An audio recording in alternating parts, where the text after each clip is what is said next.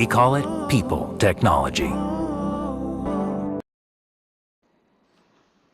Well, RCB fans, are you happy with the 156 at Sharjah, which we discussed as a graveyard for bowlers and a belter? It may not quite have been that Sharjah, but even then, is 156 a good enough score? We'll find out at Maruti Suzuki presents ESPN Cricket for T20 timeout with Carlos Brathwaite, all in high definition now, and Sanjay Manjrekar, who's always in high definition. Let me go No, to this is Carlos. 4K. I mean, looking at Carlos, he's looking like 4K.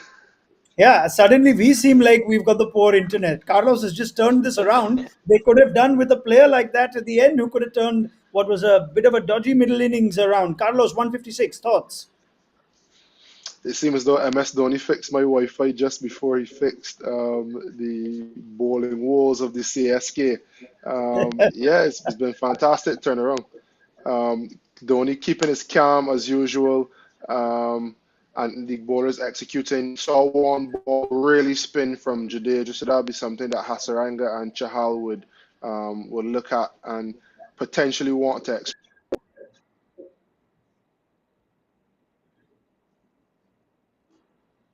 Yep. So Sanjay, just before we went live, you said this may not be that graveyard for bowlers that you referenced. Yes, I mean, clearly for people as well watching it, they'll see that it's not the usual Sharjah belter. When you see Jadeja, his kind of bowler who bowls with an angle and quick, get a ball pitching on leg stump and going outside the off stump. But Dhoni was going down the leg side and was surprised by the turn. So this is one of those, dry pitches that you get in Sharjah where there's something for the spinners. But late evening with the little bit of coolness in the air, whether that will become better for batting, I think so. But it was strange innings when you look at the way RCB went about the whole 20 overs. All right, we're going to break down that innings. Let's get Carlos's thoughts again. I hope he's with us. Carlos, you with us? Yeah, brilliant.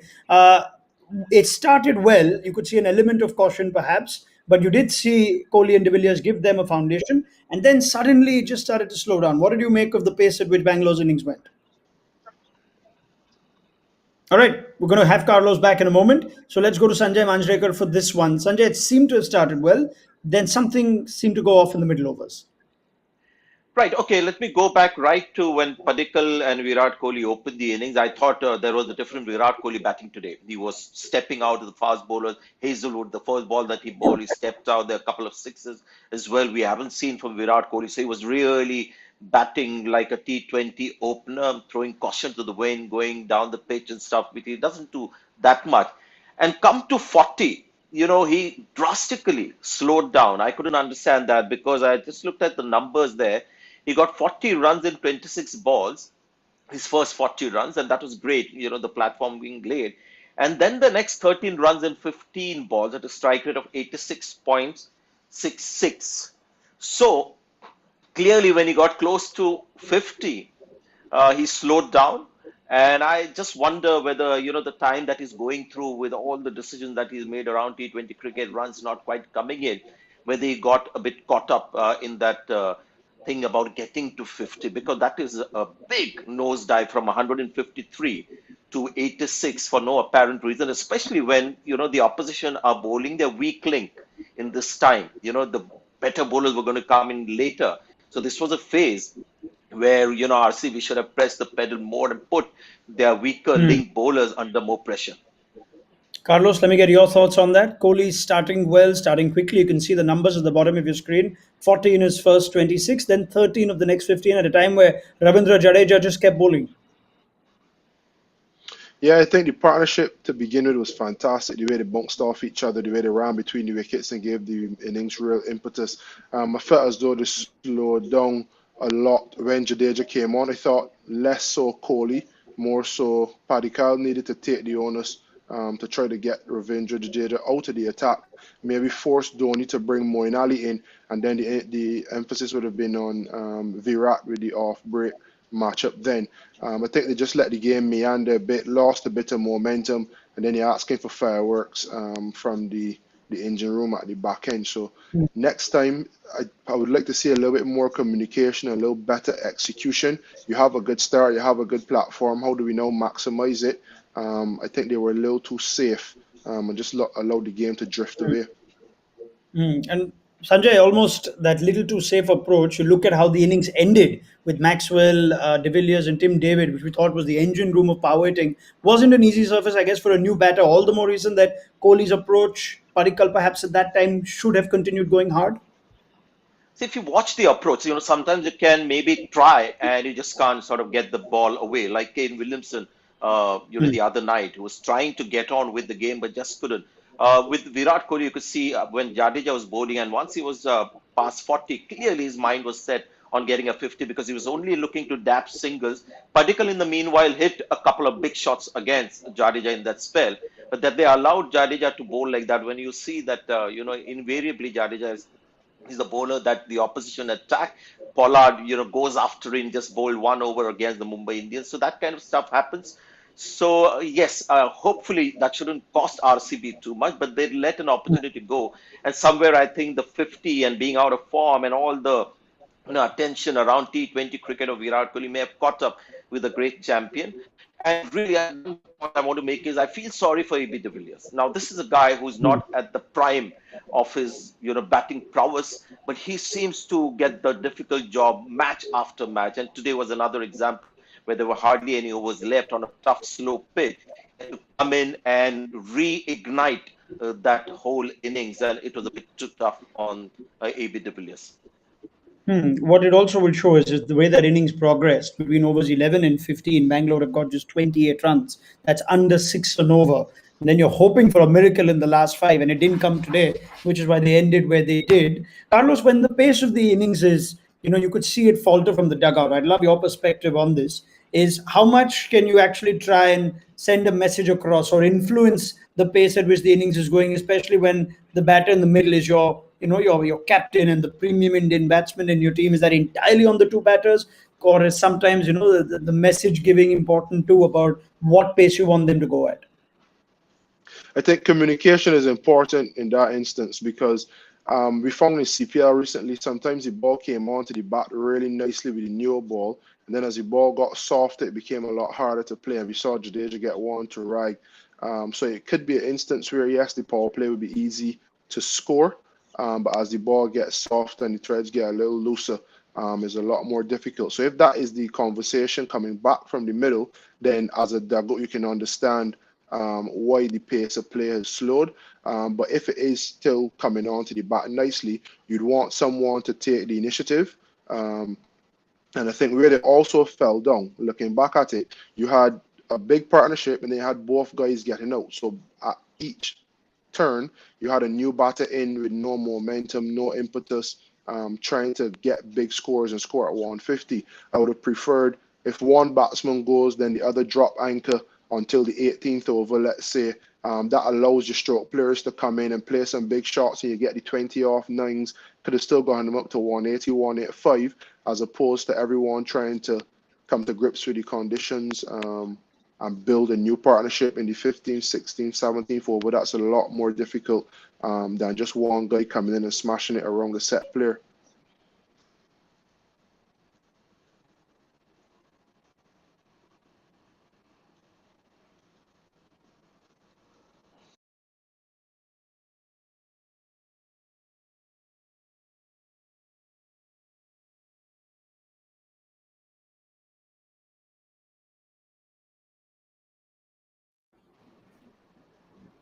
Okay, right. I'd love for Sanjay to extend on his point on AB de Villiers now. Sanjay, do you feel sorry for de Villiers because he has to do that role regardless, or do you believe there is a different role that RCB could give him?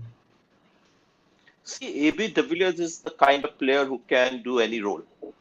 I mean, he's kept wickets for, RCB, and uh, so he's done everything that, the team has asked of him, and that has been his track record. But they have to be respectful now of the fact that AB de Villiers is not in his prime. He's not playing every international game that is out there. So, expecting him to come every time in the last 3, 4 overs and sort of try and get this innings back on track and get this innings flying is a bit unfair. Maxwell, well, you can expect that because he's not one of those guys who will be tremendous at any position. So that perhaps is a role that's tailor made for him. But I just feel sorry for AB de Villiers that he's got to do this extremely tough job even at this stage of his career. Carlos, it's the hardest place to bat, isn't it, in T20? What AB's been asked to do, what those guys, what you've been asked to do. I guess the break couldn't have helped either. AB looked good doing that role 6 months ago, but 6 months at even AB de Villiers' late age in the 30s seems to have caught up with him. Yeah, it's a role that's very unforgiving. One day you get the 40 or 15, 18 balls and you're heralded as a superhero, and then there could be 3 or 4 games where you have 1 off 3 or 5 off 8 trying to get that start and it's not quite coming off. But I think with someone like AB de Villiers who's done it all over the world, especially in IPL, and done it for such a long period of time, at times the team has to carry the odd player, and for someone of his caliber, if you can get him to a semi-final, a playoff, or final, you know he has the attributes and the class to win your game. So they either go one or two ways. They either decide we want him to continue doing that role because he does it the best or one of the best in the world, or you say, look, we have a problem at number 3, number 4, and we want you to come in around over number 8, 9, 10. Give yourself some time, get your eyes in, and then go big at the back end. But whichever way they do decide to go, you need to back a player the class and caliber AB de Villiers. Well, we spent so much time talking about Bangalore. Let's spend a couple of points on Chennai themselves, managing to keep Bangalore quiet, you'd say, with 156. And let's start with Dwayne Bravo for Carlos, and then I'll take Shardul Thakur for Sanjay. Batters already on their way out. But your buddy Dwayne Bravo seemed to have told the Patriots, I'll just, you guys will handle it without me with the ball, Carlos. And he said, I'll bowl for CSK and pick up 6 wickets in the first two. Showing his class again. Don't didn't need him, Patriots. They want it without him.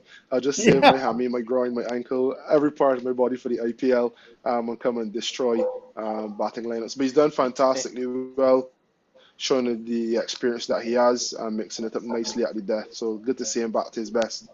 Yeah, I was trying to see Sanjay if Bravo would do a different role. You feel sorry for AB de Villiers at this stage. I used to think whether Bravo also shouldn't be bowling the tough overs. Seems to be doing it fine. Yeah, and this pitch suited him. It's incredible the kind of skills that he has, to survive this kind of an onslaught. He's one of those guys who will bowl a slow, loopy Yorker. That's some skill at this stage, and he's just a confident, bowler to bowl at that stage. So well done to MS. MS had to do things differently today because Deepak Chahar went for runs with the new ball, so he had to bowl him right through the innings. And we saw, very rarely you see Deepak Chahar bowling in the death, and he came up with the goods, bowled a pretty good spell, bowled the leg cutters to, get a wicket against the right-hander. Tim David was the man who got out to him. So yes, bravo, perfect pitch for him, and that's been one of the great developments for CSK in the last 2 games. The bowling of Bravo, and what about the batting as well in the first game? Not a bad day for Shardul Thakur as well. Gets Padikkal and then gets AB de Villiers. Sanjay? He's a wicket taker. He's not afraid to bowl it there. He'll get it for a 6. When he bowls it in the slot, the next ball would be back in the slot. So his economy is a bit high if you see his IPL numbers, but he'll get you wickets. I'm just trying to think as the second innings is almost underway, Carlos, how Virat Kohli would be feeling about his selection calls at halftime, where he brought in Tim David, who didn't have much to do, and he would have loved Kyle Jameson, the extra bowling option, to defend what's a 150 odd below par score. They have 2 leg spinners. Hopefully, they can exploit the pitch that seems as though it's turning when the ball gets a bit softer. And I don't know if Kyle Jameson would have added much height, more of a hit the deck bowler. So you may be happy actually after seeing the way that the innings finished to not have the extra pace and height of Kyle Jameson. And he's gone with Harshal Patel, who's in good form, and Navdeep Saini, who's a bit more skiddy. Could bowl them cross seamers and get a bit out of the wicket. So interesting. They'll be happy with the bowling attack, but not happy with the amount of runs that they finished with. Okay, let's pick this up at the end of the game then. You think Chennai should get this? Let's get a quick prediction though. Anybody feels like making one? Carlos, Chennai should do this? I'll go with RCB. I always like the underdogs. I'll go with RCB. Wow. Okay, RCB to defend this. Sanjay Manjrekar, are you sharing a counter view? I'll stick with logic. It could be completely, go out of the window when the match finishes, but I'll stick with CSK as the more favorites to win this one. He doesn't mean, Carlos, that you didn't have logic. Yeah, he's just going cricketing Oh, logic. sorry. I never, Carlos sort of is fine. gauge what kind of an effect it will have on other people, but I mean, yeah. Yeah, That's you know my what it logic. is. That's my Yeah, you logic. know It what it could is. be completely wrong as well, Carlos. We'll All see, right. we'll see, we'll see.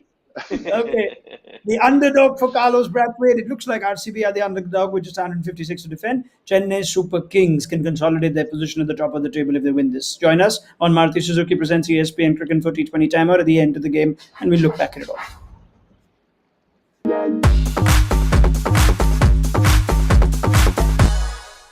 We call it people technology.